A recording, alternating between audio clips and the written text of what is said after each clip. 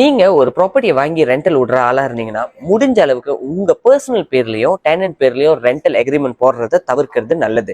ஏன்னு பாத்தீங்கன்னா நீங்க அப்படி செய்யறதுனால நாளைக்கு அந்த டெனன்ட் காசு கட்டாம ஓடி போயிட்டாங்கன்னா உங்களால அவங்கள பிடிக்க முடியாது.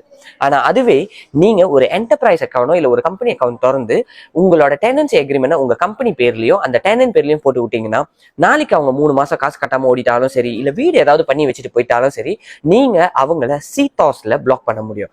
சீதாஸ்ல பிளாக் பண்றதுனால இதுல என்ன பயன்னு பாத்தீங்கன்னா, அவங்க நாளை பின்ன எங்கேயாவது போய் ஏதாவது ஒரு லோன் எடுக்கணும்னா இந்த சீதாஸ் பிரச்சனை அவங்க கிளியர் பண்ணா மட்டும்தான் அவங்களுக்கு பேங்க் லோன் கொடுப்பாங்க.